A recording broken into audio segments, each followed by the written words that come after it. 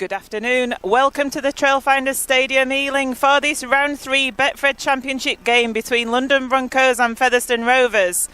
The team lineups this afternoon for London Broncos: at fullback Alex Walker, on the wings Kieran Dixon and Rhys Williams, centres Matt Fleming and Ben Helliwell, standoff James Meadows, scrum half Jared Samet, props Tom Spencer and Mark Ioane, hooker James Cunningham, second row Jay Pitts and Matt G, loose forward Matt Davis, on the interchange Eddie Batty, Luis Bionic, Sadiq Adebaye and Jordan Johnston. Head coach is Danny Ward. Featherstone Rovers lineup: fullback Anthony Thackeray, on the wings Luke Briscoe and Missy Talapapa, centres are Josh Hardcastle and Ian Hardman, standoff Martin Ridyard, scrum half Tom Holmes, props Scott Wheeldon and Luke Cooper, hooker Keil Carlisle, second row Connor Farrell and John Davis, loose forward James Lockwood, on the interchange Matty Wildy, Richard Moore, Mitch Clark and Sam Brooks. Head coach John Duffy. Referee for this afternoon is Mr Tom Grant. This is Rovers TV, brought to you by DJL Fencing. Your commentary team this afternoon are Joanne Fitzpatrick, Joe Crabtree and Joe Needley. Good afternoon everyone. Featherstone Rovers, first of all, let's have a look at their lineup. In terms of the inclusion of Ian Hardman, Sean Robinson failed a late fitness test coming injured, didn't he? Yeah, Sean Robinson missing is a blow. He was a star throughout pre-season, looked impressive in that first game, and Ash Handley was able to fill the void in last week's game. Him not being available on dual registration makes it a doubly bitter blow for the Rovers, but Ian Hardman, a capable replacement in the centre, and Missy Talapapa able to slot in with ease out there on the wing. And John Duffy's kept Anthony Thackeray there at full-back and putting Hardman in at that centre spot. Well, I mean, John, it's an interesting rotation, that by Duffy, and perhaps one that could work as well, because as we said in the build-up, London are a team that you could do with, the ability to interchange, and it's good tactics as well, because it could put London have them a bit vulnerable, if we could say them words as well. So and that's something you need against a club who finished the Championship's best attack last year, Joanne.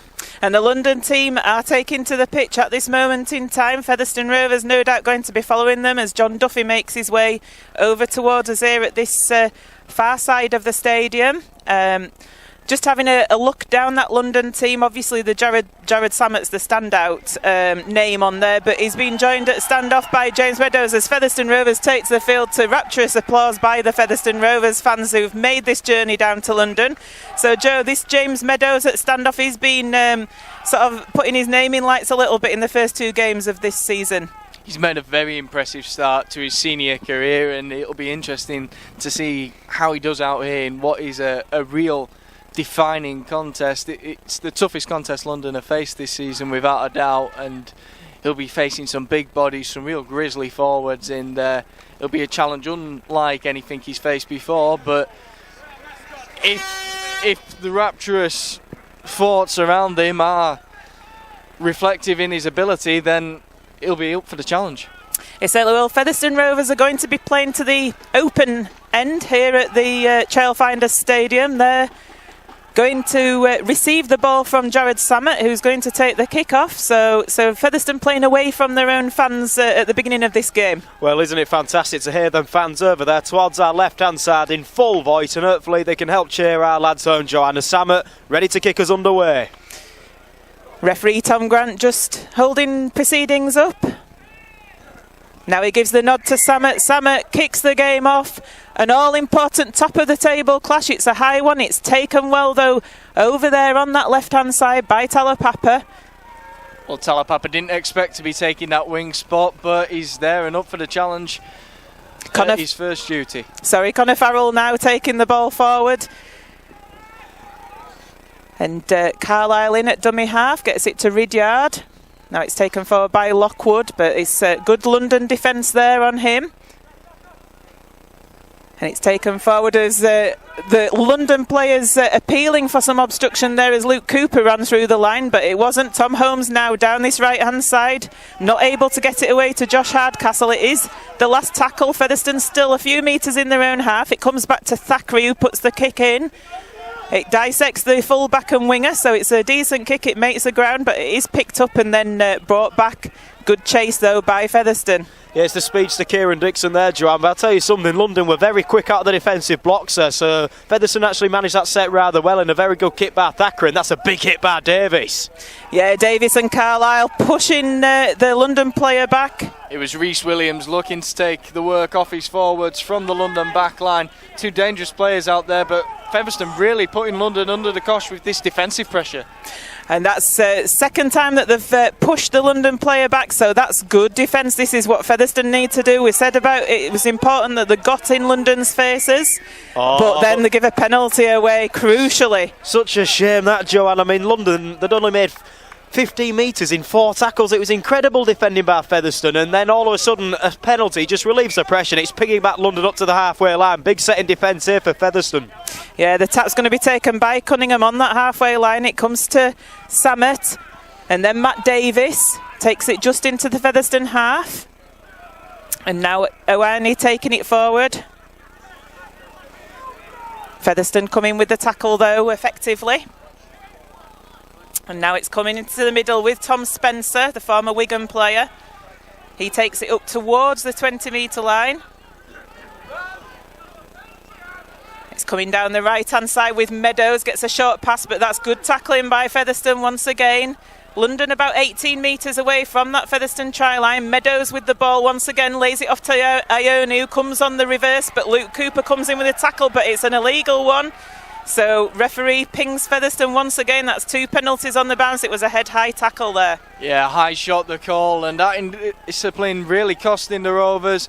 London unable to break out of their own 20 initially, but then piggybacked upfield with a penalty, and now given a real opportunity, they're going to take the tap and try to score a try. Yeah, they've not opted to go for the 2 there, London. They've chosen to take the tap. They're feeling confident, want some big early points on the board. Meadows down that right-hand side, but it's spilt by London, so Featherstone pick it up with Missy Talapapa. It was spilt by Matt Fleming. Yeah, fantastic pressure there, John. I think it was Martin Ridyard putting the pressure on Fleming there, and he did ever so well. And now Featherstone get a relieving penalty, and rightfully so, because it was head high. And I tell you something, John, this will do Featherstone's confidence good. Offside the call there. Ian Hardman quick away from the foot of the ruck, and his marker not square, so Featherstone gaining that 10 metres and now making the kick to touch through Ridyard.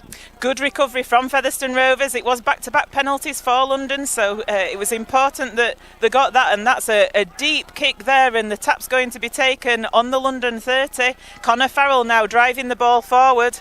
Great touch finder from Ridyard, gives Featherstone a really dangerous position here to mount an attack. Scott Wheeldon now with the ball, driving it forward straight towards those posts. He's about 15 metres out. Carlisle to Lockwood. Lockwood's taking it once again up to over the 10-metre line. They're about 8 metres out of Featherstone now, and they're coming down this left-hand side with Cooper. Cooper gets a short ball in to Wheeldon. Wheeldon gets tackled, though, just short of that line. It's a bit of a slow play, the ball, just waiting for that to happen, and Carlisle gets it back to Ridyard. Ridyard to Holmes, down this right-hand side. Thackeray had come in, but it was a little bit too close. It went to Hardcastle. Hardcastle drives it towards the line again, gets tackled just a couple of metres short. It's the last tackle, comes to Holmes. Holmes dodges round a little bit, puts a perfect little kick through for Thackeray. Thackeray tries to get the ball away, but he passes it into the hands of a London player. Yeah, such a shame that, John, because I mean it was a very delicate kick by Holmes. They were running on him like a flash. We were putting the kick. Thackeray just stopped short, very unlucky. Just before that as well, Scott Wheeldon going close. But once again, it'll give Featherstone confidence, will that? So it's a turnover on the 10-metre line, and they're bringing it down the left-hand side of London. Davis in the tackle though with Tom Holmes on the London 20. Now they're driving up towards the 30-metre line, but again the Featherstone defence is good with Hardcastle and Carlisle. It's twice now Williams has tried to get the ball away now. London send it to the short side. Helliwell, the former Rovers player, wrapped up by Lockwood, his former teammate there.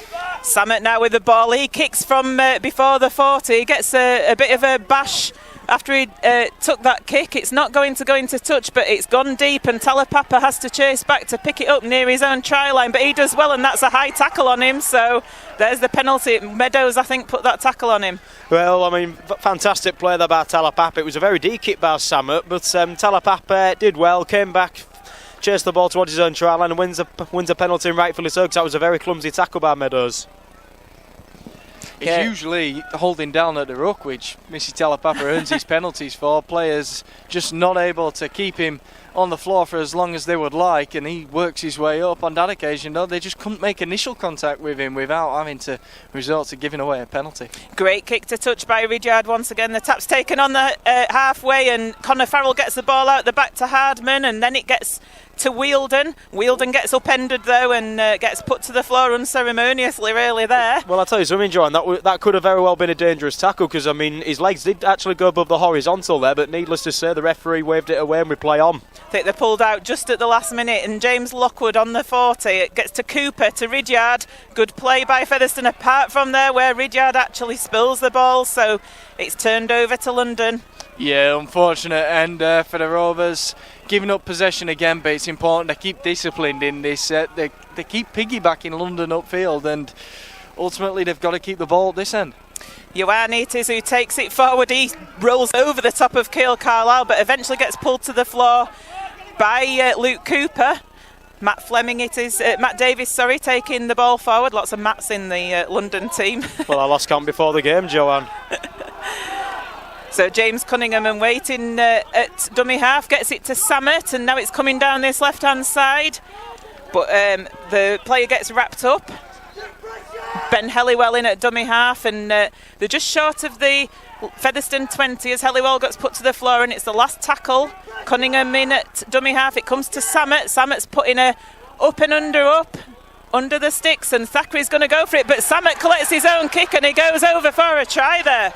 Yeah, well, Featherstone, not a lot really they could do. It was a spiralling high kick there from Jared Samet. I think Samet's come in and chased it and scored it himself, so not a lot really Featherstone could do there. Alex Walker was putting pressure on them too, so yeah, London have the better start and get the first try. Joe, your thoughts? Well, Jared Samet, he was highlighted before the game, and now that's 5 straight matches against the Rovers where he has walked away a try scorer. Breaks the deadlock in this game, and it was typical Jared Samet. We know about his dangerous on-field kicking game. It's a high one into the air, and he's the most alert there with the chase. London had plenty of numbers around there chasing, and Featherstone just not getting men back in support of the fullback. Thackeray looked to be sort of lost it a little bit because it was under the post, wasn't it? It's probably difficult for him to see where it was going to come down, and it just went gratefully into his hands. It's always going to be a difficult one, and when they go high into the air, the opposition players are going to have a run on you like that. But I think Thackeray was a little outgunned ultimately. That many men around him, the odds are never in his favour. So Samet with a very easy conversion attempt under the sticks for his own try. So early points for London in this game. He'll be looking to put them 6-0 in the lead. Well, John, should be fairly straightforward, but yeah, maybe a lesson to be learnt from that as well. I mean, London, they really do look the business. I mean, many wrote them off, but a long way to go yet. There is. It was an individual try, wasn't it? Samet brilliance once again. So Samet is successful with that conversion. So London lead by 6 points to 0 here at the Trailfinders Stadium in this round 3 Betfred Championship game. Disappointing start for the Rovers then, but the one time London have actually had an attacking set on their line, they weren't able to find a way through. That's a kick from just shy of 30 metres out, and London come off lucky with it. Featherstone still in a great position to build, and they've looked strong ball in hand so far. They've been able to pin London back, need to sort out the discipline though. Ridyard with the kick-off, Samet takes it, he passes it to Ioane. Good chase by Featherstone Rovers, good defensive line, and put him to the floor on his own 10. It's brought forward once again, but Davis comes in with a good tackle. Yeah, puts the player to the floor. Matt Davis it was. He's not short of big hits, and he's just putting another one there in Jay Pitts. Yeah, so London on their own 30 at the minute. They've got a good speed at the ruck though of London, despite Featherstone's defensive efforts.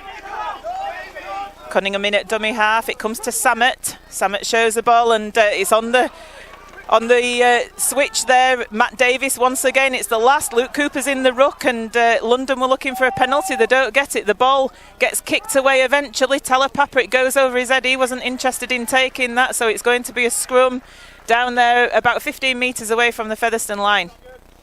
Yeah, confusing markings out here on the field. With 10 metres perhaps, the rugby union line out here. It wasn't going to dob you in there, Joe, but...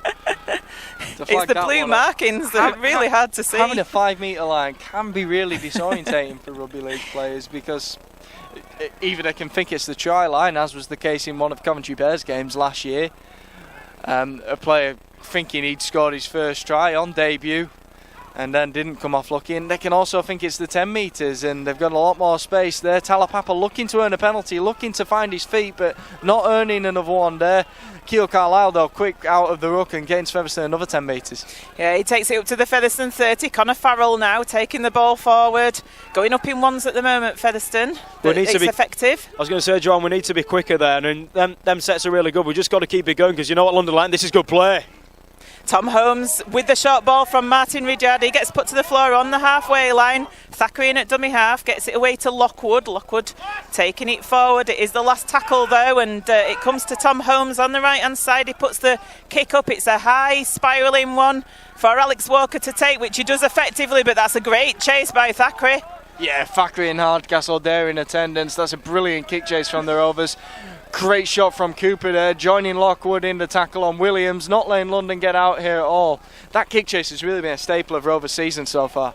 And it's important that Featherstone keep London up here, keep the discipline, keep them within their own 20. There's a bit of a mess in the ruck there, but referee's not giving anything. It was a loose pass out to the wing there to Rhys Williams. He picks it up and Davis hauls him down to the floor. They're only 20 metres away from their own line at the minute, though, are London. Cunningham with a scoop from dummy half, though. Goes straight through the Featherstone defence, and he's looking at it to get it away. He does to Jay Pitts, and Jay Pitts is going to run in for a score for London there. Oh, such a disappointment there, Joanne. I mean, Featherstone, they were defending ever so well. They had London rattled, because that pass to ground looked the sign of a very panicked team there. But then James Cunningham, out of nowhere, turning defence into attack, and London break away and could very well double their lead here, as it's 10-0 with the kit to come. Huge disappointment for the Rovers there. It's great defensive pressure to keep London pinned back for so long, and then easy as you like for Cunningham to nip round that gap behind the ruck. He's got his runners on the outside, and Featherstone just not getting back there to make the recovery tackles.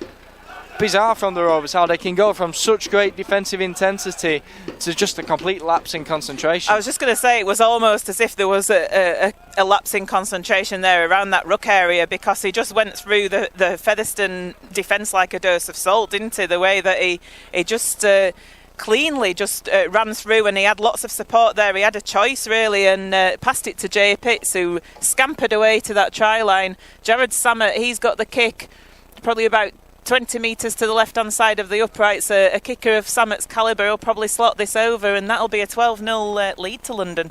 Really disappointing this for the Rovers, because territorially London haven't been dominating. They've just scored with two nice bits of play from two intelligent players, and Featherstone haven't been able to respond with good defensive recovery. Just while Sammett's taking this conversion attempt, we've seen a London player leaving the field. Jordan Johnston it is who comes on.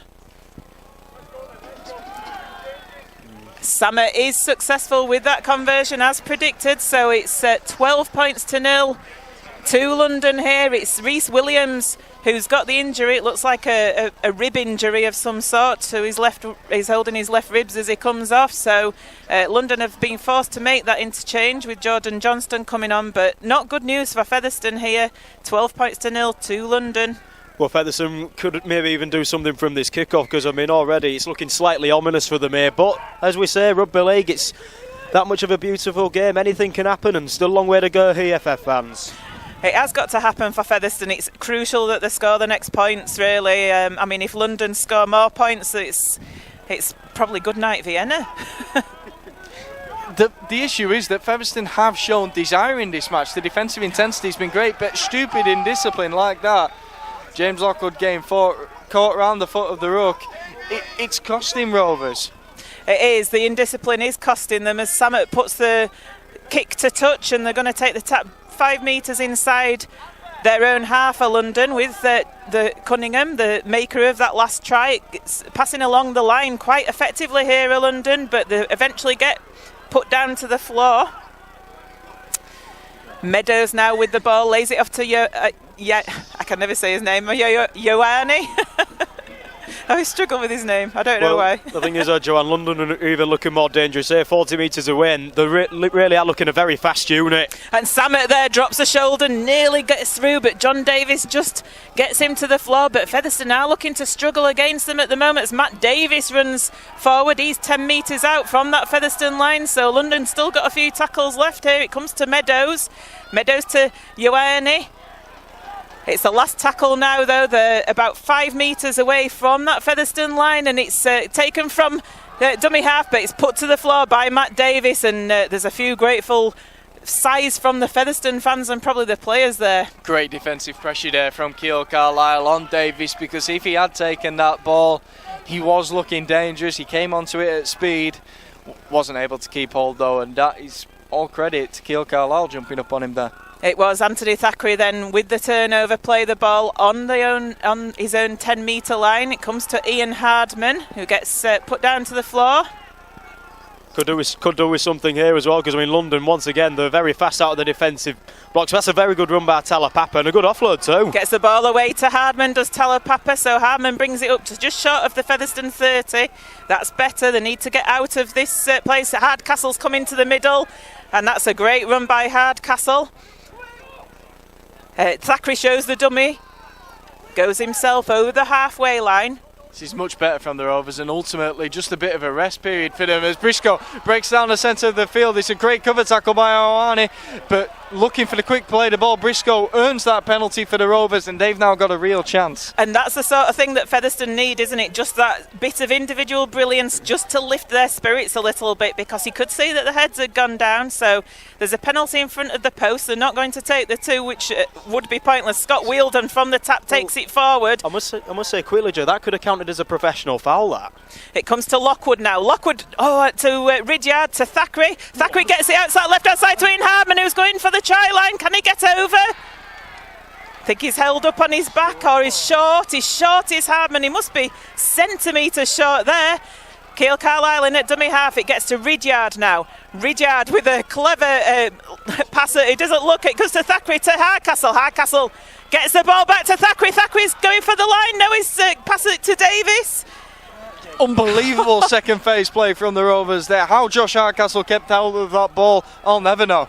Davis plays the ball just short of that try line. Featherstone just unable to get over, but Ridyard now with a long pass to Hardman. Hardman gets it out to Talapapa. Talapapa scores for Featherstone Rovers. Featherstone get their points on the board at last. And that's what Featherstone are capable of when they keep hold of the ball and manage to get down London's end of the field. Ian Hardman, a late inclusion in the side after the injury to Sean Robinson, goes ever so close, just a couple of tackles before. Then he's got the awareness when the ball comes back to him to pick out Missy Talapapa on his outside, and he showed he can be just as effective out on the wing.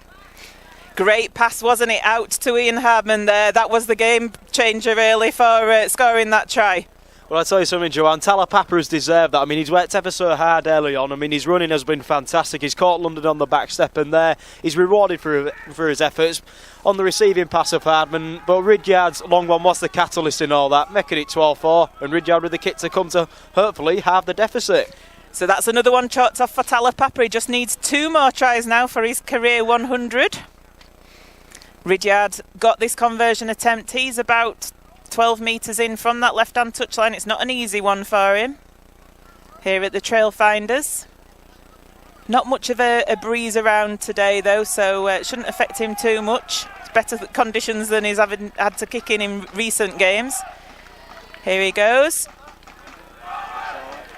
It's not successful, so it remains 12 points to 4 to London Broncos in this game here at the Trailfinders Stadium. A crucial confidence boost though ultimately for the Rovers. They've not been dominated in this match, but they just weren't playing smart rugby. Let's hope now they'll receive the ball and they can get back to that. So about halfway through this first half here, 12 points to 4 to London Broncos.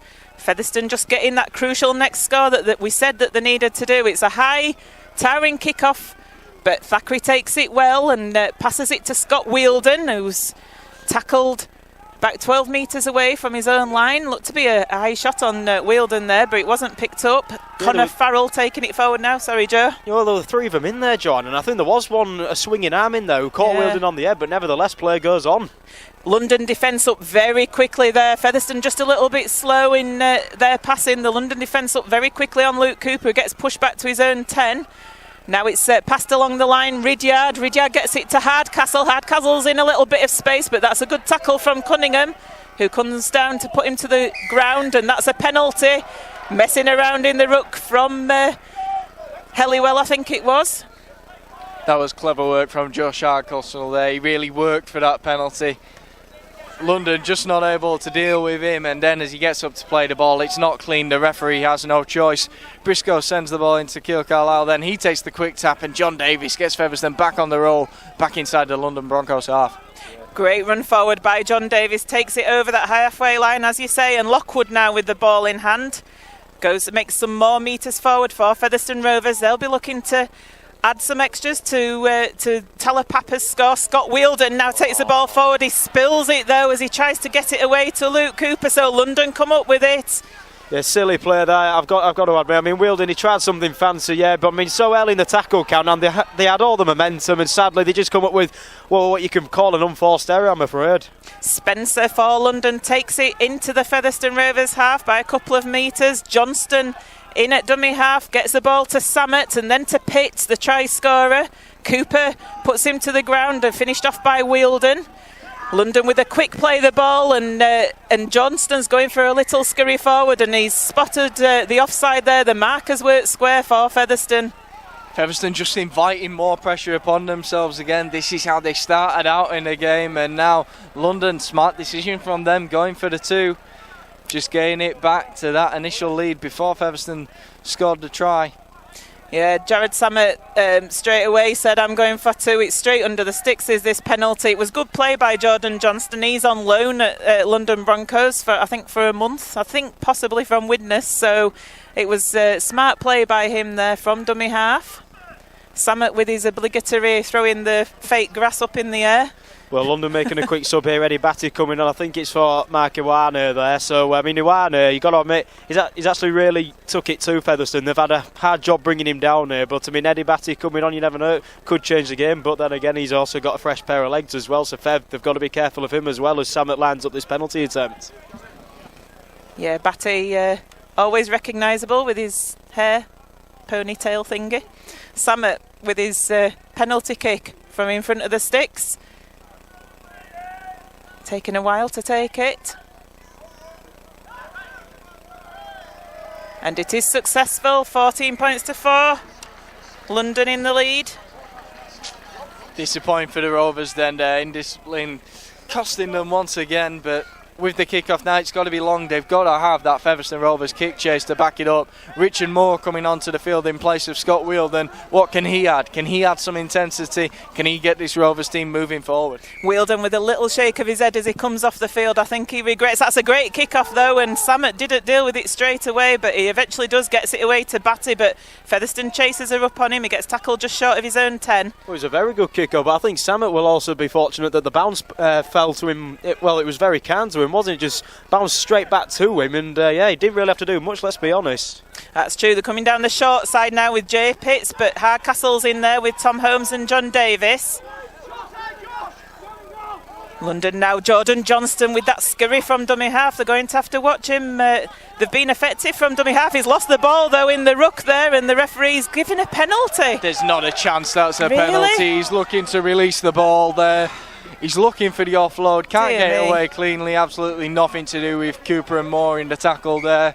It's a poor decision. It is a poor decision. It was right in front of us. We could see that Johnston was trying to release the ball, and he knocked on, and unfortunately Featherstone being pinged for it, and Eddie Batty now 25 metres away from that Featherstone line. It looks like Mitch Clark's going to take to the field for Featherstone Rovers as Tom Spencer brings it forward. He runs into Richard Moore, puts him to the ground. 18 metres out, London. They go down to the right-hand side with Meadows. Coming down that right-hand side there. And get tackled. It's coming to Meadows once again. He holds the ball up, gives it to Samet. They're coming down the other side, but Samet sidesteps and wrong foots the Featherstone defence and just goes under the post. What is it about Jared Samet against Featherstone Rovers? He goes in for his second try of the afternoon. Well, I mean, it's just the quality of the Australian because, I mean, Joanne, I don't think he'll score an easy try. No Featherstone player even laid a finger on him. He just ghosted through there and touchdown for, well, an effortless try under the post once again for him. And already, I'm afraid to say, with 26 minutes gone, it's really looking a mountain to climb for Fev here. 18 points to 4. It will be 20 points to 4 if he adds this conversion, which I've no doubt he will, because it is right slap bang under the post, Joe. Disappointing from the Rovers. That dummy must have been 80% off, because I've never seen one sold quite so easily. Jared Samet coasting through there, and like you say, no Featherstone player anywhere near him, and no sign of a defensive recovery looking to scrape and nab him just as he goes over to score. Yeah, it was an outrageous dummy, really, wasn't it? You could see that, and he's got the conversion attempt from under the sticks, as I say, so he's no doubt that he's going to add these extras to make it 20 points to 4 to London here. Here he comes to take the conversion. And it is successful, 20 points to 4, London leading here. What can Featherstone do now as we see Mitch Clark take the field for James Lockwood? Featherstone have just got to pick their heads up and play smarter, because ultimately the Featherstone Rovers out there at the moment isn't the same Featherstone Rovers that beat a full-time Toulouse team last week. That team is capable of more than competing with London, getting a result against London, because they've not shown to be a great side so far. Featherstone are letting them be a great side. They're not having a true challenge yet from the visitors. Sam Brooks comes on for Luke Cooper as well. They look a little bit shell-shocked out there to Featherstone, don't they? And like you say, Joe, I think the London aren't. It's kind of individual brilliance that's doing the tries for London, rather than anything that the team's doing together. So London now with the ball, bringing it forward towards their own 20 from that kick-off. Eddie Batty now, Mitch Clark in the tackle. It's the first tackle he's been involved with, and that's better defence by Featherstone. They're pushing Batty back onto his backside. Well, I'll tell you something though, John. I think the key to London's success here, I mean, they keep changing their tactics time and time again here. I mean, even then from the kick-off, a long pass, and they nearly broke through again. They haven't done that yet, so that's been the difference here. I think that is a case of the individuals in London's team having a chance to shine, and that's coming off for them in some instances. Meadows then sends it out of the back, and now London cutting back on the inside, can't find the ball to come inside to Davis, so instead they take the tackle and they're looking to play it here on halfway. The kick comes from dummy half from Jordan Johnston. It comes deep and it bounces awkwardly on this turf, and Missy Papa and D'Anthony Thackeray caught out by that bounce, and luckily London couldn't collect it. Well, I mean, it was another fantastic kick again. I think it was by Jordan Johnson that time. I think it was. It was, yeah, from dummy half, yeah. But yeah, I mean, the fact is there, Thackeray bounced horribly for him, whereas for Talapapa, I mean, he nearly even got caught out himself there, and Kieran Dixon was hunting. If he just got one clear catch there, Dixon, he was in for a fourth London try. And that would have been curtains, as Luke Briscoe brings it forward, though, for Featherstone now. He's been effective when he's come into the middle. He's shown a little bit of urgency. Mitch Clark takes it forward. Featherstone not happy with the way he was tackled there, but referee said there was nothing wrong with it. Richard Moore now. And it looks as though the Featherstone pack are just getting a little bit bossed as Matty Wildy comes on the field for Keele Carlisle. Ridyard puts a kick in, an early kick, and it's a good one. It's going to... Dixon clashes with Alex Walker. They eventually come up with it, though, to London. Yeah, Featherstone having to ring in the interchanges, because I think that pack must be a little bit tired, Joe. They've had far too much defensive work to do early in this match because of all the pressure they've been inviting upon themselves, giving away those needless penalties. Tom Spencer leaves the field for London. I think it's Sadiq Adebayi that's come on for him. I don't think you can miss Spencer with that great big beard of his age. Like our very own Robbie Purvis. So London still in their own half at the moment, about 5 metres short of halfway. Johnston gets the ball away to Matt Davis, who just takes it over that halfway line. The Featherstone players are in there. It's the last tackle now. Johnston at dummy half gets it away to Meadows. Meadows puts a kick up. It's a short, high kick. Thackeray underneath it. He takes it cleanly. But the chase is good there by Jay Pitts on Thackeray. So he gets tackled on his 10. Well, I'll tell you something, Alex Walker there, the referee told him to pull out because he just got a metre in front of him and the referee did point him out. Such a shame, really, because if he'd have gone in to tackle him, obviously penalty for Featherstone, and speak of the devil, they've got one. Josh Hardcastle was being held down by Eddie Batty quite significantly there, so good play by Hardcastle, and referee gives a penalty quite rightly as well. It's the second Hardcastle run that's resulted in a penalty for the Rovers, so London find it difficult to control the centre. Perhaps he needs to receive more of the ball. So Matty Wildy, the new entrant onto the field, is going to take the tap here. 8 metres short of the halfway line in his own half. Hardcastle takes it, but he was standing still. He gets tackled by Adebayo and Davis on the halfway line. Wildy waiting at dummy half, gives it to Clark. Clark takes it forward again, though he was standing quite flat there. Could do with him running on a bit deeper. Far too close to the ruck as well. London able to get numbers on him quickly now. Brooks sends it out of the back. Ridyard with a little tip on to Connor Farrell. Farrell looked to get out to Hardman, instead keeps hold of it. Plays the ball and Thackeray's in behind quickly. Can't quite find a way through. London's defence much better on recovery. Good play by Featherstone though, the 15 metres out as Thackeray plays the ball. It's a bit of a slow ruck. It comes to Ridyard. Ridyard shows the ball, gives it to Holmes. Holmes now taking it down the outside, puts a little kick through for Briscoe to chase. Sammett's there though. Briscoe tries to pinch the ball off him and Sammett did well. And London come up with it. He did very well. I mean, he had a bit of a juggling act on the floor there. But, I mean, Briscoe tried to either go for a one-on-one strip or, as compensation, get a dropout. Sadly, it was neither. But once again, a very good attacking set there by Featherstone. I mean, they're letting London know they're still in this game. Batty now taking the ball forward. He's met by Davis and Brooks on his own 20. Gets put to the floor. Johnston to Sammett. Sammett puts an early kick in and he's going for the 40-20. That's an excellent kick from Sammett. I'm sure that's going to go into the touch. It's almost like a 40-10 is that, isn't it? And London are going to play the ball on their own 10-metre line. Phenomenal distance on the Featherstone on that 10-metre kick line. from Sammett. You get a true bounce on a pitch like this. You reckon at this time of year that ball might well have held up on some of the mud bogs we've had out here already. It is so. The tap comes on the 10-metre line for London. They're on the attack once again, and it comes to Cunningham and then to Helliwell. That's good play by Briscoe, though. He's in Helliwell's stomach, but it's then Hardcastle it is that's penalised for reefing the ball out. Well, I've got to disagree with that decision, actually, because even though I think there was a hand in there, but Helliwell, he took it. Briscoe put a big hit on him, and that ball was actually coming through beforehand. I mean, I think that was a loose carry, and the referee's got that wrong, but nevertheless, we play on. So Sammett puts a kick to touch. London going to get another set of 6, and they're in the 15-metre mark of the Featherstone Rovers half. So it's danger time once again for this Featherstone Rovers defence. It's crucial that they keep London out. Cunningham it is who's going to take this tap. Just waiting for him to do this, get into the right position, and he passes it to Jay Pitts, who gets met by Wildy and Davis, and he's put to the floor. Mitch Clark in there as well. Featherstone defence tracking back to the try line there to go back the required amount, and now it comes to Meadows. It's a short pass, but that's a good defence there by Farrell. Coming down with Adebayo. He's trying to drive forward towards those posts. There's 3 Featherstone players in attendance as they manage to tackle him. They don't get him to the floor though, so he plays the ball standing, and now it comes to Matt Davis, who sells a dummy, but it's John Davis it is who puts him down.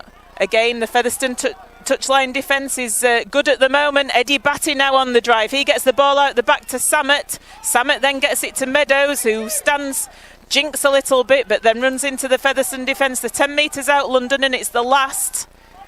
Johnston looking for Sammett, of course, and he puts a drop goal attempt in. It goes wide, though. The Featherstone Rovers fans behind those posts have something to cheer about as that goes wide. So it remains 20 points to 4 to London Broncos here as Matty Wildy takes the tap on the 20.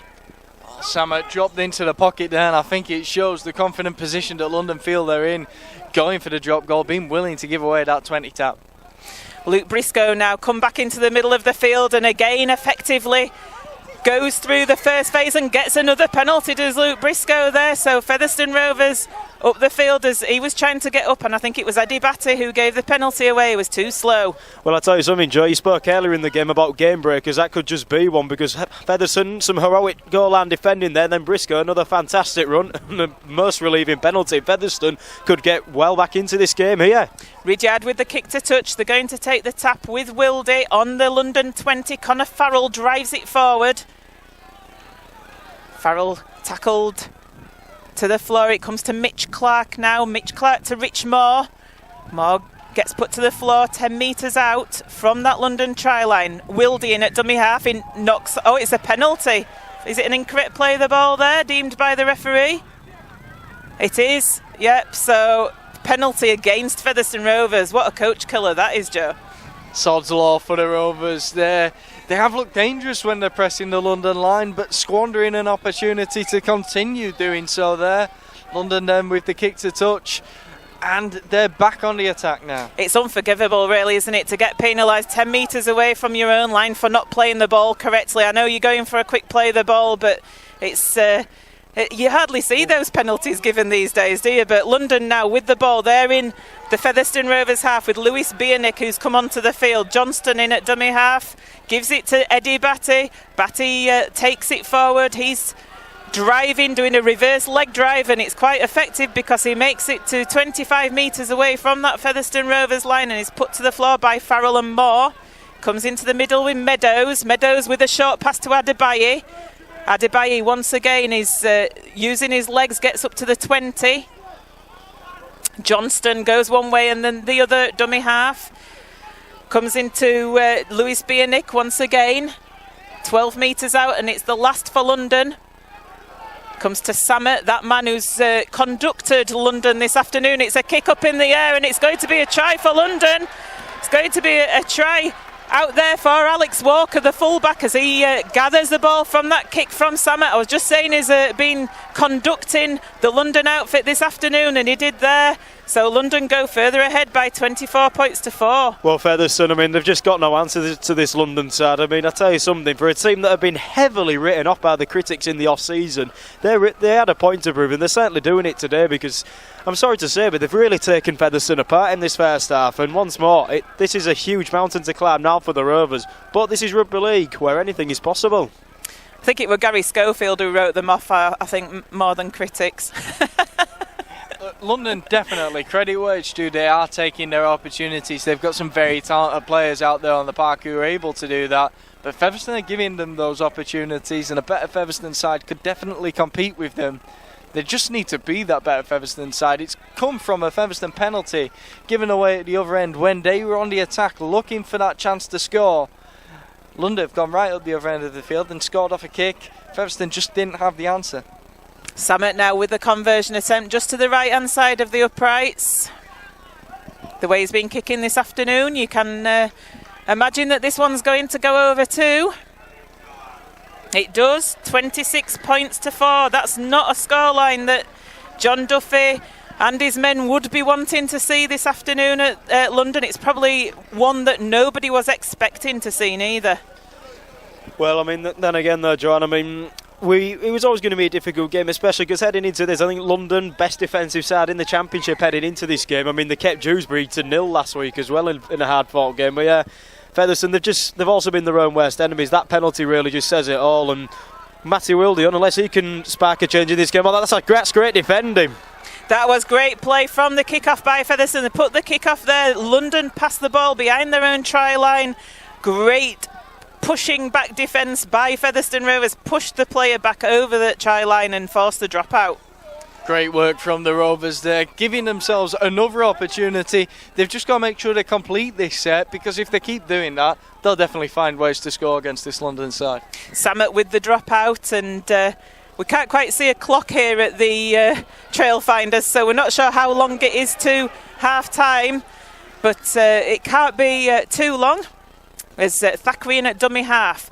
Talapapa now taking the ball forward. That's great play by Talapapa. He makes a good 10 metres forward, takes it up to the London 20.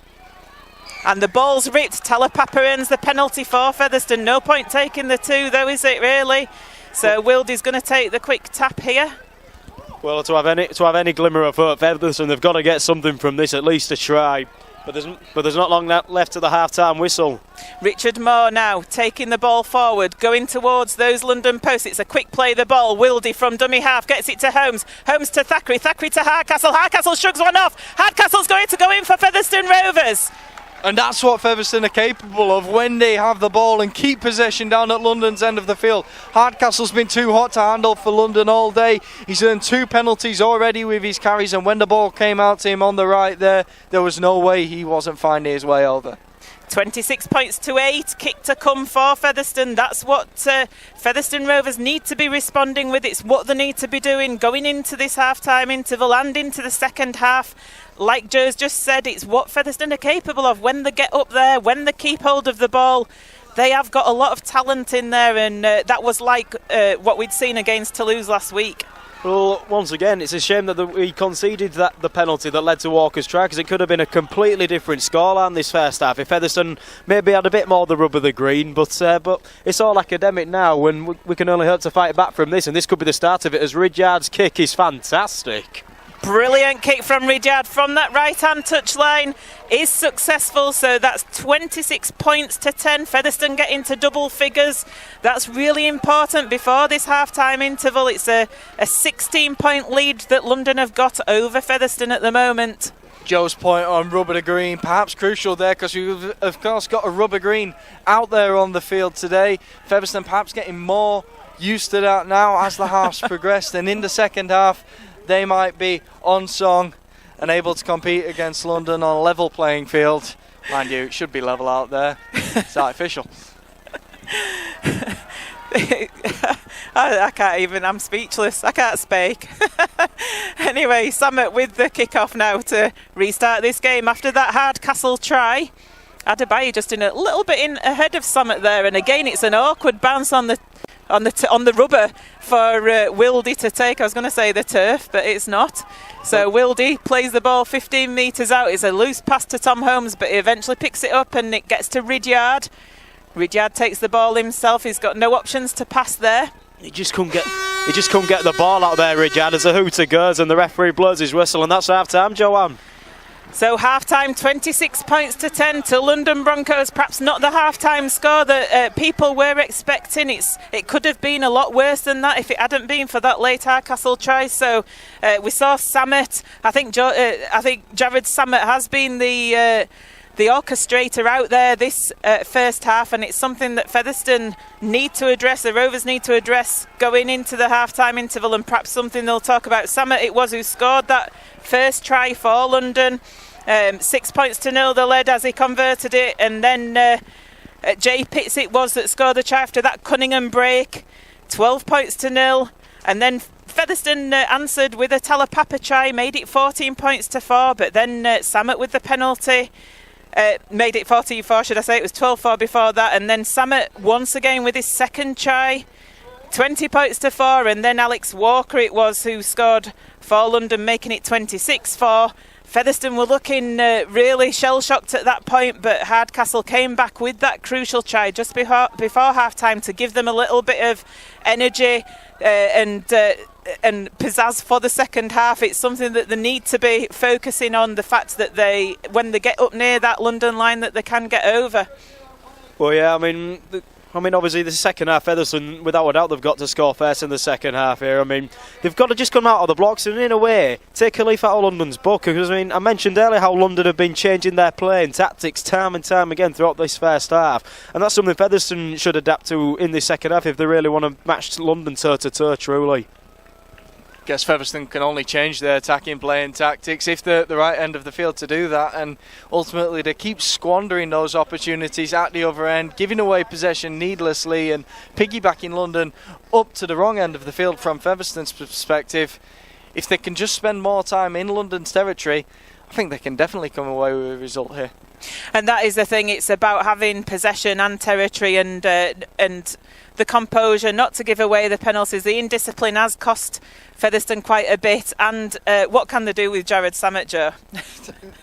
Jared Samet can't do an awful lot if he's at the other end of the field. So it's the same difference there. His kicking game is very dangerous, and Featherstone perhaps missing a bit of the kick return that we saw from Ash Handley and Sean Robinson in previous weeks. But ultimately, in terms of his passing flowing game, and when he throws that dummy, keep selling that to the Rovers. It's okay to be sold on a dummy, but the recovery in defence has to be there, and London have been better at that than the Rovers. That could well be that the sliding defence is affected by the artificial pitch. Featherstone not used to playing on it, and just that short difference in the time it takes to change direction could be a crucial factor. OK, we're going to take a break for this half-time interval. We'll be back shortly for the second half. Don't go away. Featherstone Rovers take back to the field in this second half at the Trailfinders Stadium in Ealing. Just waiting London Broncos to come back out at the moment. Just wonder what John Duffy will have been saying to his players in that dressing room, Joe. Well, he'll have been looking for a bit of possession, really.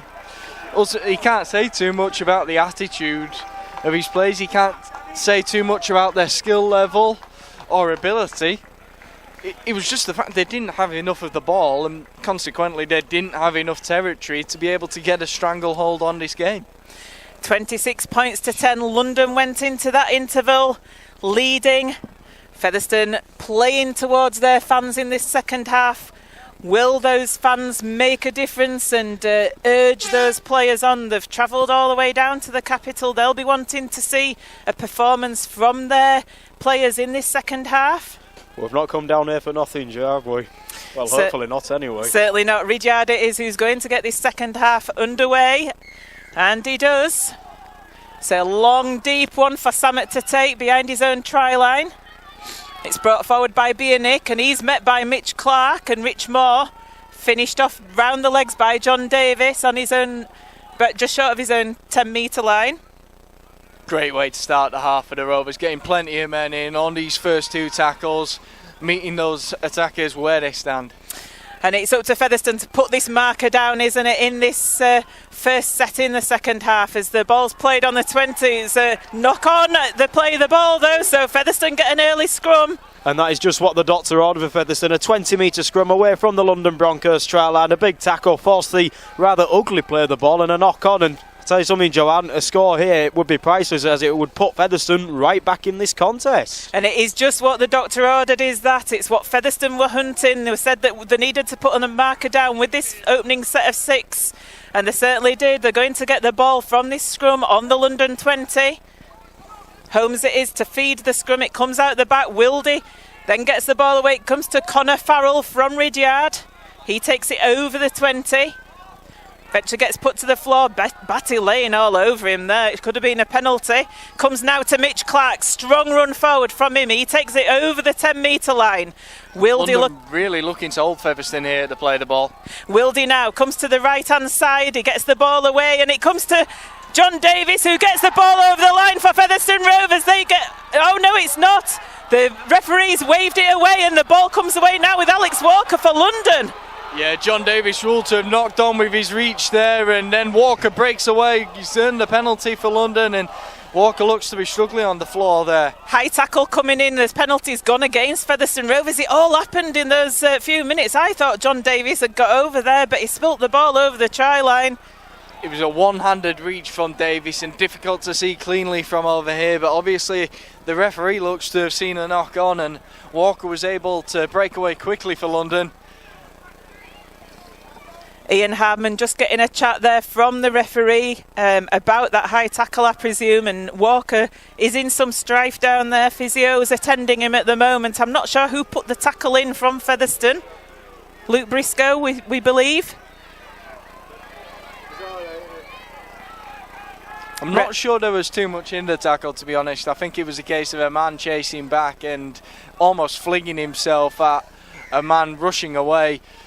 London earned a penalty, but the referee takes no further action. Did have a word with Ian Hardman, but that might well have just been to explain what had happened, why he'd given the penalty, and why he hadn't awarded a try. Cunningham then takes this ball in for London, and luckily to battle away does so. But then Richard Moore could be in trouble here. He's done something to Cunningham on the floor. Cunningham is out cold.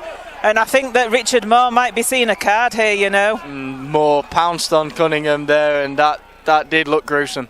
Well, I'll tell you something, I think the game really has exploded a bit here, because maybe it was the referee's inability. I would say Briscoe, the crowd maybe have had something to do with his the influence in here, but yeah, 2 players laid out from 2 headers, and the referee, I'm afraid, has to do something here to keep this game under control. I'm sure that we'll be seeing a card. Ian Hardman's gone up to the referee's pushed him away. He says, I'm going to have a talk with my touch judges here.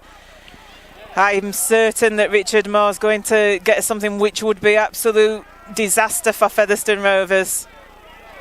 Yeah, he leapt on the player there, and his body was actually obstructing what happened in terms of the collision when we saw it. But that open side stand cheering for him to be dismissed from the field.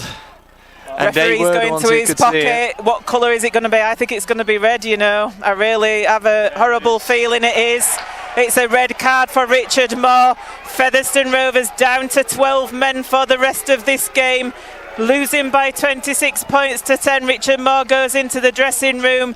It's just getting worse for the Rovers, isn't it, here, as Cunningham still is laid out on the floor. That's a huge blow for the Rovers. Richard Moore, a key player for them, a key player in terms of motivating them, and when they're in a position behind, they need players like that. More than that, though, they need 13 men on the field. Let's hope that James Cunningham is okay. It's a head injury, so there will be a head injury interchange taking place, no doubt, but he's still down on the floor. Is Cunningham, his stretchers coming out to him, which is sad to see as well. It is. I mean, Cunningham is such a talented player. I mean, he actually shrugged off 2 players. I mean, it was very needless by Moore as well, what he did. I mean, yeah, but putting a big hit, I mean, it can motivate a team, but not like that. I mean, there was no real need for it at all. I mean, he had him tackled basically, but Cunningham actually, well, he's got up, and much to the chagrin of the Featherstone Rovers fans to our left-hand side, they're not happy at all. They're shouting cheat, cheat, cheat, are the Featherstone Rovers fans. I'm not sure that they could actually see what happened there, but he's got up, he has gone to the dressing room, he's clapping the London fans as he goes off. Matt Davis comes on to replace him. It's a head injury interchange, so he'll be getting a check over by the doctors, no doubt. As London put the kick to touch from that penalty, Jay Pitts takes the tap himself forward. We've still got a game on here, but Featherstone really with an uphill struggle as London are 18 metres away from that Featherstone try line. Here's the danger man, Samet, then sends London in the inside, and they've got a real opportunity here. Bianik it is who drops the ball in the tackle. It's a knock-on, so Featherstone Rovers get the scrum. That's a glimmer of hope for them there. It was a very relieving one as well. I mean, down to 12 men, Featherstone got it all to do, but we've known after things in rugby league, as we've seen 12 men come back from such a deficit in the past, although very rare, mind you, but still it is possible, but and that may be just what Featherstone require there. Ever the optimist there, Joe Needley. I think it comes part of being a Hull FC fan. Joanne broadcast that to the wavelengths, Fed fans. My apologies, but then again, with my Codad accent, you could probably tell anyway. So Featherstone now with the ball from the scrum with Ian Hardman. I would never apologise for being a Fev fan. No, Connor Farrell it is now, taking it forward over the 20. Featherstone with their 12 men. Farrell really battling to get that play the ball now. Asking the referee for a penalty there. London definitely shooting up quick if they weren't offside, and Luke Briscoe looking to break away for the Rovers. Luke Briscoe has been effective when he's come in, and Featherstone falling to the floor in every ruck now at the moment. That's a forward pass to Sam Brooks, but we get away with it. Sam Brooks through the middle, gets the ball to Wildy. Wildy unable to get away to Ridyard, and Wildy this time. And I tell you something, John, that is very similar to what Richard Moore did, because Wildy, it was flat out there, and Samet just came in with a great big swinging arm. There could be a card here. Wildy absolutely lambasted from behind there by Samet, launched himself around the neck of Wildy and went thundering to the ground. Luckily Wildy's been able to find his feet, he's come away from it okay. I think he was almost able to duck slightly into the challenge because it came at such pace. Perhaps Wildy needs to lay on the floor like Cunningham did. And Featherstone Rovers fans screaming for that red card to come out there. Surely it's the same sort of thing. Referee's talking to the touch judges. He's going to his pocket. What's it going to be for Jared Samet? It's a yellow. What's the difference, referee? Featherstone Rovers fans booing. I think there was perhaps a case of, for Richard Moore's challenge, Cunningham was laid still almost on the ground, just able to crawl away from the tackle, whereas Wildy going at such pace. So the penalty goes to Featherstone Rovers. Matty Wildy, it was taken out by Jared Samet. Samet's off for 10 minutes. We're all even with the numbers of players. Featherstone in the ascendancy here. They're taking this top 15 metres out. I must say actually as well there, because I mean Simbin, because he denied him a try scoring opportunity. You never know if that was any closer to the try line. Could have been a penalty try. I thought I'd just say that. Mitch Clark now taking it over the 10. He gets dumped onto his back on the floor. Matty Wildy in at dummy half. Gets the ball out. It comes out to this right hand side with Tom Holmes, who tries to go himself, but they just wrap him up short of that try line, do London, and it's a penalty to Featherstone once again for holding down. Tap's going to be taken by Wildy. Comes to Ridyard to Clark to Sam Brooks. Sam Brooks going for the line. It's a forward pass though from Clark to Brooks, and it's disallowed. Featherstone just not getting the look this afternoon. That's fair enough, I think, Joe. To be honest, on the halfway line we already had a forward pass from Mitch Clark to Sam Brooks, and Featherstone got away with that one. The pair combine again with a forward pass coming from Clark, and this time the referee does pick that one up. And Joe, as much as I would love to see Matty Wildy be given a penalty try, unfortunately the referee can only be given a penalty try if he's in the act of scoring. Well, you never know, Joe. But you know, referees have made dramatic mistakes like that before. He might make one like that today, and Featherstone might need something like that. Well, you never know, Joe. I mean, to be honest, it looked to try scoring opportunity because he did beat Alex Walker, left him for dead, and Samet was the only player who could have stopped him and to commit a foul. Not in the act of scoring though, unfortunately. Back to the action. Bionic coming forward now onto the London 20. Eddie Batty now taking the ball forward. Featherstone defence is good at the moment. 3 Featherstone players in there. And crucial they don't give a penalty away, which they do. Oh, that's absolutely crazy. Eddie Batty, of all people, just leave him alone, and he dives down to the floor. He spins, gets spun round. London get a penalty. Meadows puts it to touch, and they're going to get a tap about 8 metres short of halfway. Well, tempers are really flaring here as the referee stops the play for a second ball being on the pitch. Restarts now, but the fact is, I think London, it's man games now from what they've done. They're down to 12 men themselves, but Featherstone they just got wound up because they could have had a try but disallowed, and now are back on the defence once again. But yeah, it's Bionic. Bionic runs into Mitch Clark. Mitch Clark stops him in his tracks well and truly on halfway. Meadows now with the ball, holds it up, he gets it out to Walker, the full-back, and he dodges round Martin Ridyard.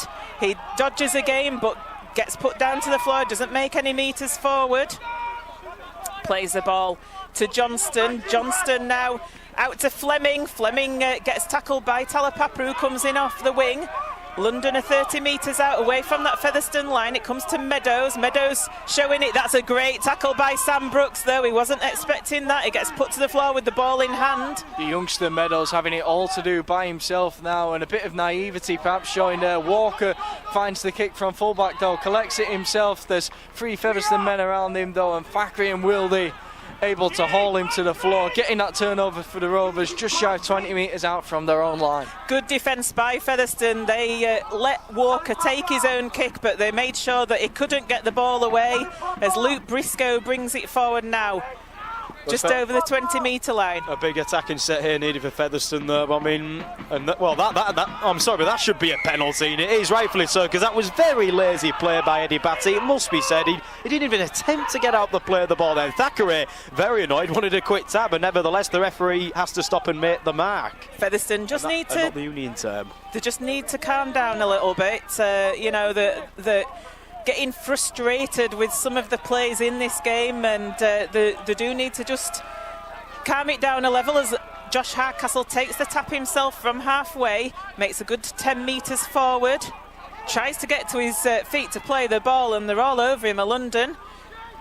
Mitch Clark now taking it forward and knocks a player to the floor. He tries to do a quick play of the ball and does. Matty Wildy from dummy half. I'm sure the markers worked square there, but it's not spotted by the officials. Featherstone Rovers fans thought that too, and it comes now to Ridyard on the left-hand side with a short pass to Farrell. Farrell takes it up. He's up to the 10-metre line, the London 10, so Featherstone... Held the call a good few seconds ago and still not releasing foul. Sure enough, the penalty is awarded for holding down Eddie there. Batty once again. Is there going to be a warning for London at all? Because it seems to be relentless as they're holding down. Ridyard now gets it to Holmes. Holmes with a poor pass though to Thackeray and he knocks it on.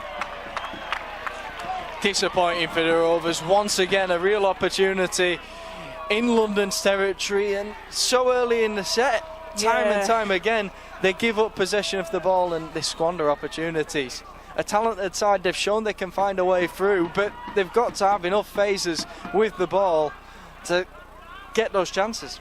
Ian Hardman, perhaps as captain, just needs to have a chat with his players about just bringing it down a level, and it's good to have the enthusiasm and excitement, but you need composure at the right time as well, don't you? As London, a little push on the scrum there by the Featherstone forwards, but London get it out the back and drive it up to 15 metres away from their own line.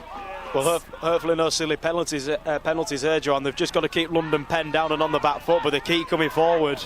Still 26 points to 10 to London in this game. Featherstone down to 12 men for the remainder. London temporarily down to 12 men due to the Jared Samet sin bin in as well. Eddie Batty plays the ball. It comes to Adebaye. He takes it forward. He's met by Clark and Wildy. And John Davis on the floor. It's a slow play, the ball. Comes out to Meadows. Meadows putting the kick in. As Joe said, it's all down to Meadows at the moment. As the wind gets up here at the Trailfinders, Thackeray collects the kick and he's put down to the floor, 20 metres away from his own line. Comes out to Luke Briscoe now. He takes it round the outside, down that right-hand side. Tom Holmes in at dummy half. Dodges around, gets it to Hardcastle. Hardcastle does a little sidestep, but then gets tackled 10 metres away from the halfway line. Talapapa now into the middle of the field. He bounces off the first tackler, gets the ball away. It's a pass along the floor. It bounces into Connor Farrell's hands, who then brings it back into the middle, gets the ball away, and Featherstone over that halfway line. Quick play the ball, and Matty Wildy with a scoot from dummy half. It's the last tackle. Featherstone are 35 metres away from that try line. Ridyard with the kick. It's a high hanging one for Alex Walker to take. He takes it effectively though, the tall figure of Walker. Good chase from Featherstone though, and Holmes and Davis are in there. It's much better work from the Rovers. They completed their set, worked to the kick well, decent chase, and now with an opportunity to pin London a little bit. Just need discipline, defence, and as you say that, there's a lack of discipline there. Offside rule, not square marker, so London come the 10 metres and Meadows is going to make the kick to touch.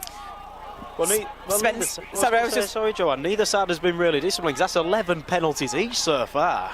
Yeah, it's been a bit of a penalty-strewn afternoon. Spencer and Ioane come back on for London Broncos. As they are in the Featherstone half, Jordan Johnston from dummy half tries to make some metres forward, but actually gets put down to the floor. Isn't very effective for him. Ioane now takes the ball forward. He's got fresh legs onto the field. He's 30 metres away from the Featherstone line. London Broncos going forward with Eddie Batty now. He gets it to Meadows. Meadows then gets it across, and the ball's flipped out the back. It comes off a Featherstone player. It's back to one as Kieran Dixon dodges round Sam Brooks. Kieran Dixon's going for the post. He's going for an individual try here, and he gets the ball down for London. That's 30 points to 10 to London Broncos. Unfortunate there for the Rovers. The ball ricochets off Talapapa as he looks to make his tackle over on this left side of the Rovers defence. London work it back on the inside well though, and it's a fine bit of opportunistic play down the centre to make that break. Rovers just not alert enough. And sadly it's just the case, London, they've returned now and they're still the dominant force in this game, I'm afraid to say. And Sam, I think his sin bin time is effectively about to end as well, and that just isn't good for Featherstone at all. I mean, in the time when they had them temporarily down to 12, he should still concede the try regardless, and it's Kieran Dixon who's going to line up the conversion for his own try.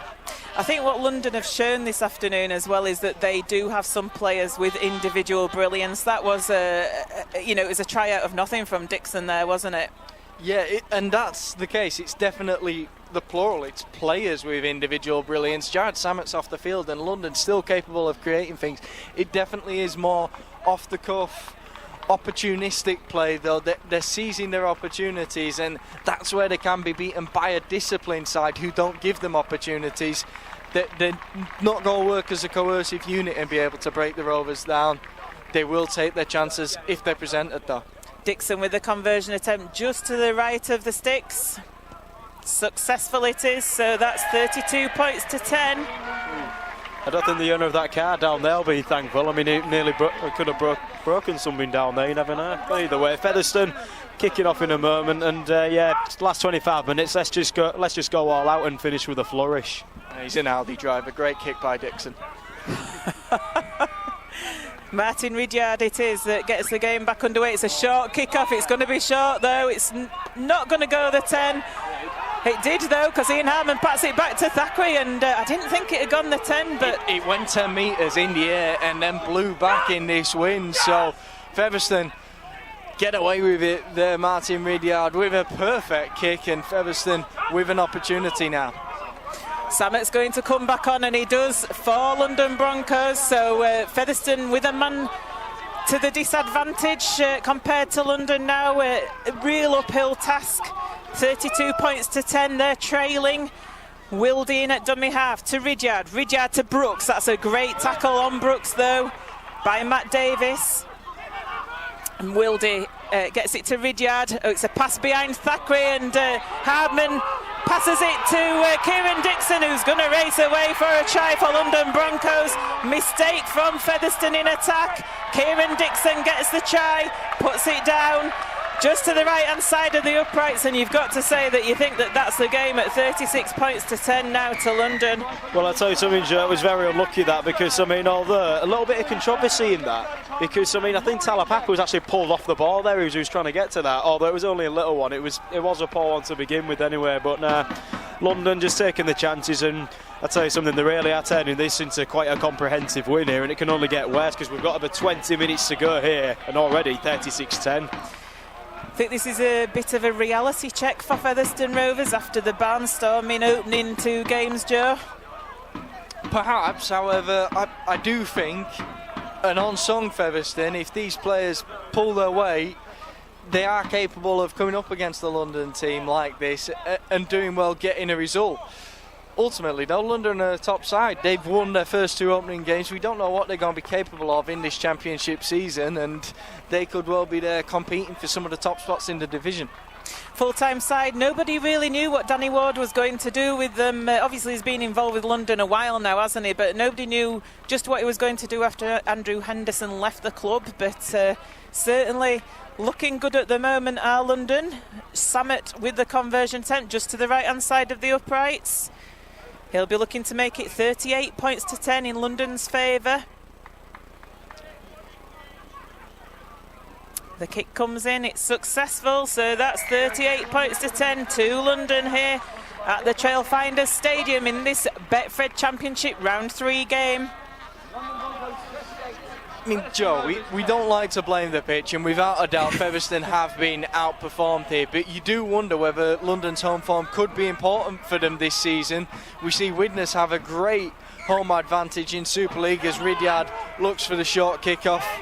Fleming comes away with the ball for London, though, and Eddie Batty seemed to knock James Lockwood off the ball there, but it's not picked up by the officials. Joanne, that was a blatant obstruction. You could see that clear as day, but sadly the match official has completely missed it, and Featherstone have more hard work to do in defence here. They do. Meadows now with the ball, holds it up. He was going to pass it to G, but he decides not to. Ball's played, it comes to Batty to Ioane, to Samet, passing it along the line of London. They know they've got that man advantage. They'll be looking to take take advantage of it, the man advantage. How many advantage? Oh, and there, London are coming through the Featherstone line once again, get the ball back, and Jared Samet goes under the posts, and he does a triple backflip there for London Broncos, and quite rightly he should, because Featherstone are being taken apart by the Broncos now. 42 points to 10. Well, after that celebration, I'm reminded it was Pancake Day this week, and Jared Samet has been flipping unbelievable today for the London Broncos. He's cut through Featherstone so well, his kicking game's been phenomenal, and there he was, just supporting the play, goes over to finish and top off what's been a great performance, a masterful performance. It certainly has. Featherstone, they have been shown how to play really this afternoon, haven't they? You know, Jared Samet has ran the show for the time that he's been on the field. Scott Wheeldon down below, as he's going to be coming onto the field for the interchange for Featherstone, but Samet's going to look to add the extras here under the posts to make it 44 points to 10. It's not good reading if you're a Featherstone Rovers fan out there. Well, the fact is, he's easily won the Man of the Match award anyway. That's got to be said already. Despite being sin-binned, he's still managed to score, I think, over 20 points in this game, even though he's been off for 10. But the thing is with Samet, he's proved he really has still got it. Many called him an exile player when he was playing for Workington. I'll tell you something, he's come back in full force, and last year with London he was strong, and he is this year, I'm afraid to say, because he has really been the one who has taken Featherstone apart as he slots over that conversion. 44-10 London lead.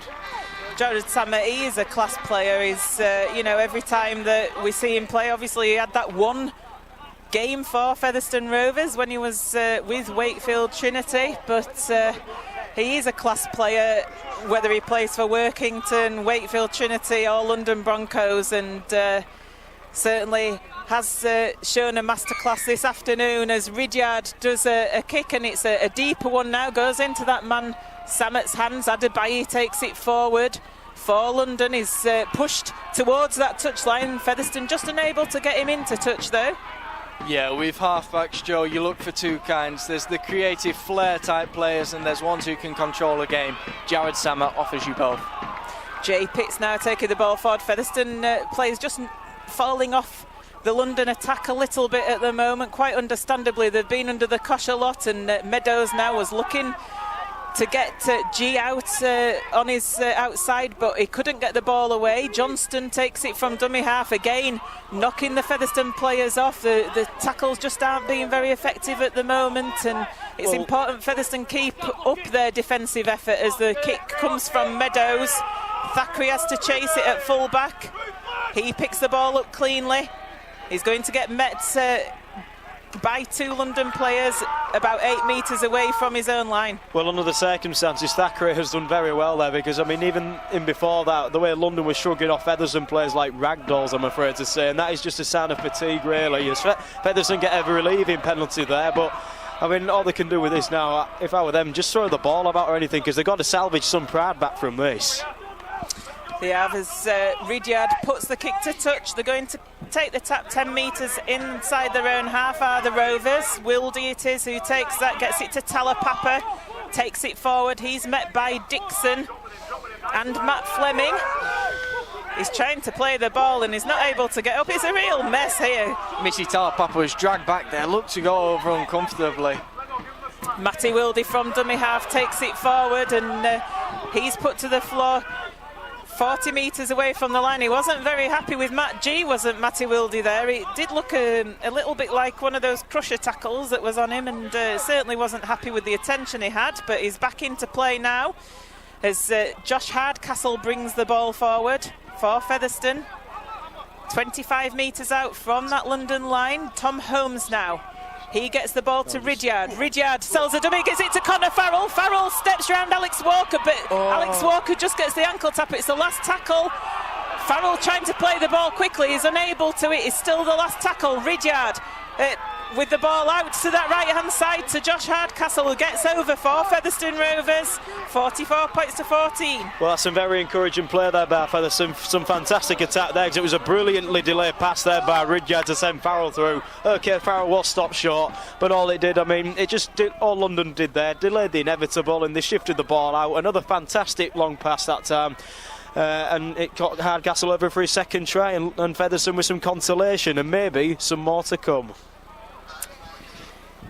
Let's hope so. So Hardcastle with his second try of the afternoon there. Kick to come from Ridyard. It's out on that right-hand touchline. 44 points to 14.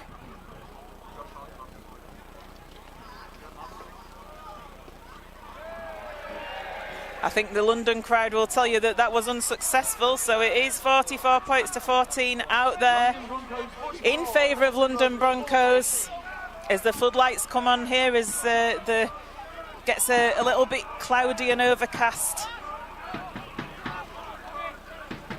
Featherstone then getting that try. Whilst it might not be important on the scoreboard, they are attacking their own fans who have come a long way down there to see them playing this match, and it's important that they've seen that. They come and travel with Rovers on the road more often because they need them behind their backs and they need them to pick them up after days like today. They certainly do, and Talapapa taking the ball forward from that kick-off. Lockwood now with the ball in hand. He's met by 3 Broncos players. He's pushed back a little bit as Wildy waits at dummy half, gets it to Farrell. Farrell tries to take it round the outside, and it gets tackled on his own 30. Fleming, should I say, not very quick getting up off Farrell. Again, he's chatting to the referee. Featherstone now with some good play. Samet went for the intercept. It gets put to the floor, thankfully for Featherstone. I was going to say, once again, very encouraging play there from Featherstone. I mean, there's a lot to close out this game on a positive note, but yeah, it's also letting London know that we're still here and we're still raring. Well, we're still wanting to fight on till the very end, even though we are 30 points down. But I mean, very good character by Featherstone to at least want to remain in this game, if you can say that. So Featherstone going to get the put in at the scrum, 35 metres away from their own line. Comes to Ridyard, then Farrell. He's met by Fleming and Meadows. Ridyard's waiting. Holding at the play of the ball there, but the penalty given the other way against Farrell. They could well have been lashing out in the tackle. Have to wait to see what the referee's signal is. Hardman going up to the referee as captain to ask. The referee is going to penalise Hardman for dissent, though. He's saying, go away from me, go away from me. As captain, surely he's asked a question. I suppose it depends in what manner he's questioned the referee. So London going to get the tap with Fleming 20 metres out as Carlisle replaces Wildy as well for Featherstone. All Featherstone can do now, I mean, just hope against that they're going to hold out London here, but I mean, they're looking to Samet again, or they've come the other way. Yeah, as Tom Spencer takes the ball forward, he drives it towards the post. Featherstone won't be wanting to concede a half-century here at the Trailfinders, and Johnston goes from dummy half. He looks for a sneaky try, and I think he has actually got down there. No, he's short. Must have just been very close to that whitewash as the ball comes out to Samet now. It's being given some width out to that left-hand side, but that's good tackling there by Tom Holmes. 5 metres out, London Broncos are. And it's going down the left once again. They're looking for the holes in the Featherstone defence caused by being that man down. Featherstone defence is good. It's the last tackle again. The 5 metres out are London. It comes to Samet. Samet puts the kick through. It's taken well by Ridyard though, and he brings the ball away over the 10-metre line and gets tackled. Perhaps their captains, or in his respect, a vice captain's not there from Ridyard. Very well positioned, and Featherstone survive. Well, I was going to say they survive, but an unforced error there by Luke Briscoe, but London are penalised for being offside, so Featherstone relieving penalty. It certainly was a relieving penalty, because that was awful from Featherstone in attack. So Tom Holmes it is who's going to put the kick to touch. Yeah, the ball came at the head of Hardcastle there, so there was no way he could catch. He ducks out of the way, and Briscoe had no idea the ball was coming towards him. Featherstone fortunate to come away with the penalty though and start 30 metres out from the London line. John Davies it is who takes it over that 30-metre line. Keil Carlisle waiting at dummy half. It's given to Lockwood, who drives it forward. He's met by Batty and Johnston. Batty putting a kick in there as the ball's tried to be played. The ball bounces on the floor. Featherstone losing the way a little bit in attack here. 22 out from that London line. Carlisle then gives it to Wheeldon. Wheeldon taking it forward. Again, he's met by Batty and Ioane. Carlisle dummy half to Ridyard. Ridyard to Holmes, down this right-hand side to Thackeray, who's coming to line, gets it to Luke Briscoe. Luke Briscoe goes in for a try on that right-hand side. He keeps up his consecutive scoring. I think it's the last 4 games that Briscoe's scored for Featherstone in now.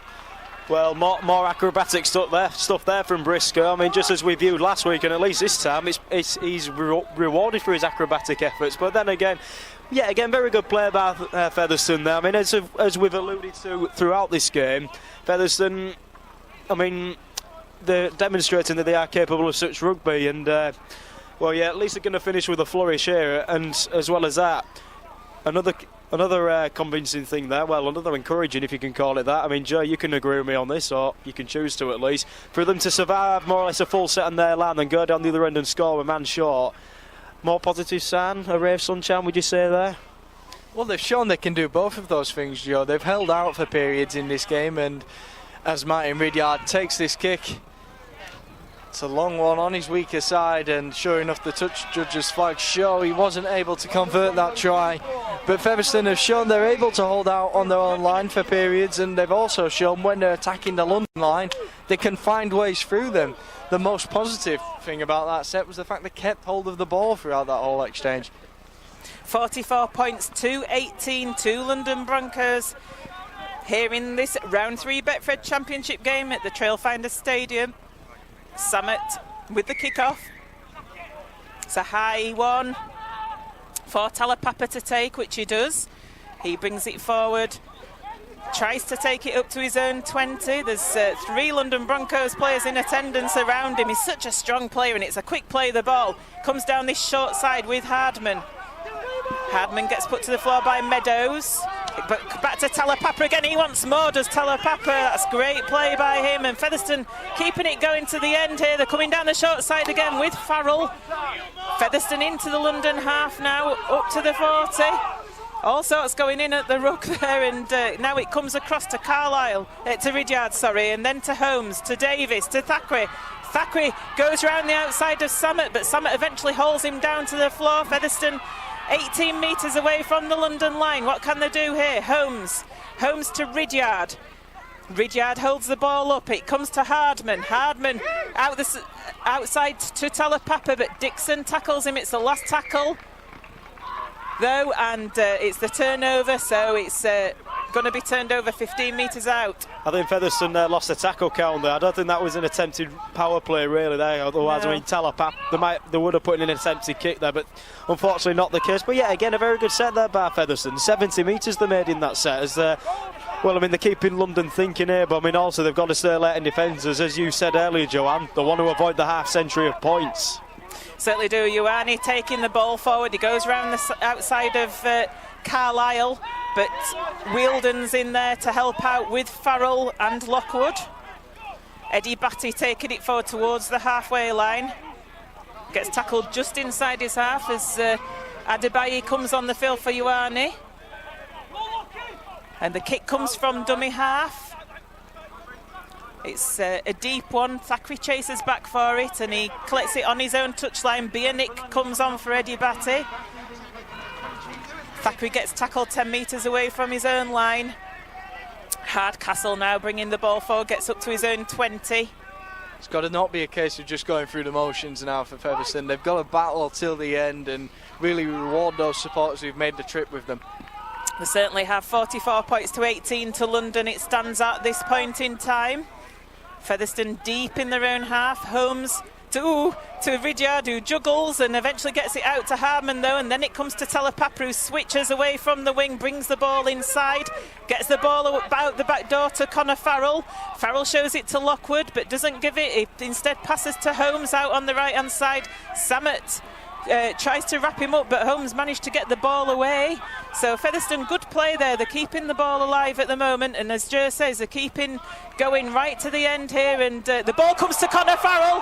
Farrell's in space, but he's got nobody with him, unfortunately, to support, so he gets wrapped up by Adebayo. He gets the ball out though, and then it comes to Ridyard. Ridyard with the pass out to Talapapa on this left hand side. He's had to come back in, and he gets the ball alive. How many times have Featherstone kept the ball alive in this tackle phase? And Davis now. Davis eventually gets put to the floor, and he plays the ball. It's a one-handed pick up by Thackeray, and then it comes to Lockwood. Lockwood's going to go over for a try for Featherstone Rovers. Well, I mean, Joanne, this is quite incredible finish by Featherstone. This, I mean, Lockwood goes in a very easy try. That's 3 tries in a row, back to back now, and despite it being a man down, encouraging signs, and also they're reducing the deficit here, which will help with the points difference at least. It's all important, I think, as Joe Crabtree's just been saying, that Featherstone do keep it going to the end, not only for the supporters but for themselves as well, going into that Sheffield game next week. Definitely, it'll give them huge confidence, and ultimately for that next game against London, as Ridyard takes this conversion, that one is successful, goes between the uprights and gets Featherstone just that a little bit closer to London. But they'll know last time they played London that they have the better of the end of the game, that they're capable of beating them when they play to their potential, because later in this game they have shown flashes of the side that played Toulouse last week. They certainly have. It's 44 points to 24 here at the Trailfinders Stadium. The clock's held up because London are taking an age to come back to take this kick-off, quite understandably, because they're under the cosh a little bit from Featherstone here. Well, Featherstone have really got them tired out now, I'll say that. It's a shame that they're 20 points down, Joanne. I mean, you could say if it was half that, then we could be in for quite a finish here, but sadly not the case. Although Featherstone, they've still got time for a couple more tries and really make the scoreline much more respectable. Yeah, it's a shame there's not 20 minutes left, because this is one thing about Featherstone. We talked about it in training on Tuesday night with the players about how fit they are and how against the full-time teams they seem to finish the stronger, and that is certainly the case here. London are the ones that are blowing, and don't forget that Featherstone are down to one man, but Talapapa goes down injured there, which isn't a good sight. The physios come on to him there just after he played the ball. That's a definite blow for the Rovers. Robinson already out with an injury, and now Featherstone break down the right. It's Thackeray. Thackeray gets the ball away to Briscoe. Briscoe looking on the inside. It's intercepted by London, and Walker comes away with it. Walker now to the ground. Well, I'll tell you something, the Featherstone fans are very angry about that one, and it was not back initially, but was there a second knock on there as they were trying to get onto that loose ball? Who knows, Joe? What are your thoughts? Yeah, we think there was a knock on there. The Featherstone fans spotted it, the referees and the touch judges didn't, unfortunately. Talapapa's back on his feet, so that looks good, although he is hobbling quite significantly. It's his right ankle. Needs to get back into the defensive line as much as he possibly can, as Adebayo is bringing it forward into the middle of the field though, so it's not out on Talapapa's wing, but he's struggling to walk even at the moment. Is Talapapa. Comes to Meadows. Meadows is going to put the kick in for Thackeray to well, it's actually going to be for Luke Briscoe to chase. Briscoe recovers the ball well then, and he looks for that kick return, drives it well against 3 men and looking for the play the ball. Another case of holding down perhaps there though, and sure enough the referee does award the penalty to the Rovers, holding down the call, and Holmes going to make this kick to the touchline. Brooks was going to come on for Lockwood there. They've changed their mind though. They've actually brought Talapapa off. Lockwood was coming towards the touchline. They waved him back into the field of play, and unfortunately Talapapa's had to leave. He was struggling with that leg, and it's not worth risking him, is it really, when they're so far behind Featherstone? Well, it is needless, John. We've just got to, at the moment, finish strongly, look forward to head next week to Sheffield and maintain as much as our first teamers as we can, and that's a good ball. Thackeray sells a dummy, he runs through, he's going to look for Hardman. It goes into Kieran Dixon's hands though. How he's been a thorn in Featherstone's side, and Dixon's still dodging around the Featherstone would-be tacklers. He goes round 3. Davis comes in eventually though and puts him to the floor. Well, it was such a shame that. A very good line break by Thackeray. Maybe he should have just gone himself, but he tried to get the ball to Ian Hardman in support, and Dixon was on hand to intercept. And it's such a shame because that is yet another missed chance for Featherstone. And had it, and we'll mention Joe saying earlier of rub of the green, it could have been a different story had our chances stuck. Well, it certainly would have been, and a penalty comes to London now for messing around at the ruck, holding down. But yeah, if that had gone for a try, 44 points to 28, that would have certainly put a different complexity on this game, wouldn't it, that scoreline? That wasn't luck though, that was decision making. Thackeray had an opportunity there and his pass to Hardman was telegraphed. London with attack with Fleming on the 10 metre, the Featherstone 10 metre line. Referee not happy with the way that was taken. It's taken once again. Tom Spencer is running the ball forward towards that Featherstone try line. So that penalty and the subsequent kick has put London in a really good position here. There's a bit of a messing around at the ruck, and Tom Spencer punches Connor Farrell. Is that a battle of the pies out there? Two Wigan lads having a go at each other? The penalty's been given the other way, so surely the referee's seen that and he's got to make a call there. See what the referee, it certainly was a punch to the face of Connor Farrell. The referee has given the penalty to Featherstone Rovers. Spencer it was who put the punch on him. It's confusing if there's no further action then, because the penalty has gone the Rovers' way. Right decision on that front, but if it's a punch to the face, then there's got to be further action. You'd have thought it'd have been a yellow at the very least, wouldn't you? It's on halfway now with the Rovers. Comes to Sam Brooks. He gets tackled to the floor, 5 metres inside his own half. That should have been another penalty there. I mean, Brooks was tackled, then the second London player came in and flopped all over him. Yeah, again, the Rovers fans behind the post getting annoyed with things. Josh Hardcastle taking the ball forward. He gets tackled just short of the London 30. John Davis is waiting for that play the ball. He gets it to Holmes. Holmes to Ridyard. Ridyard with a no-look pass, and it certainly was because it went to nobody. Connor Farrell eventually got onto it, but I mean, I think that's just summed up Featherstone's day, I'm afraid. Ridyard now switches the play. It goes from the left to the right. It comes to Brooks to Holmes. Holmes switches play now, comes back to Brooks in the middle. Brooks is going, I'm the pivot here, I think. Now it comes to Ridyard, and eventually it gets out to that right-hand side, and the tackle is made. Featherstone not making much progress forward at the moment, though. Holmes puts a little kick through for John Davis to chase. He does, and he gets the ball back now to Josh Hardcastle. Hardcastle to Holmes. They pass it back on the inside to Featherstone. They're doing Harlem Globetrotter stuff out there, and London eventually come up with it. Lost the way in attack a little bit there, Featherstone, I think. Well, I'll tell you something, Joe. If they would have managed to actually if they would have managed to have scored a try, then I'll tell you something, that could have been one of the tries of the decade, I'll say that at least. But sadly, not the case. Your thoughts, Joe? Well, I really do think there might be something in the pitch today there, as the ball's kicked a touch and the game's wrapped up.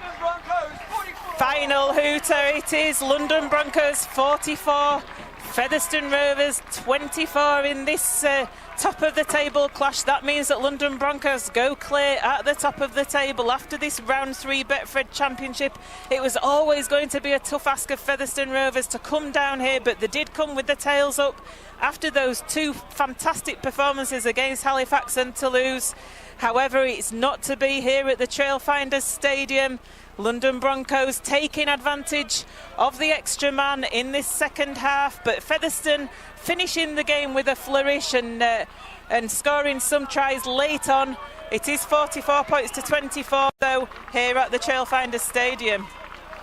Disappointing scoreline and disappointing performance on the whole for the Rovers. A positive end to the game though, and something they can use to take into next week's match. This is Rovers TV. Thank you for joining us this afternoon here down in London. We'll be back next Sunday, back at the LD Nutrition Stadium. This is our house against Sheffield Eagles. Join us then.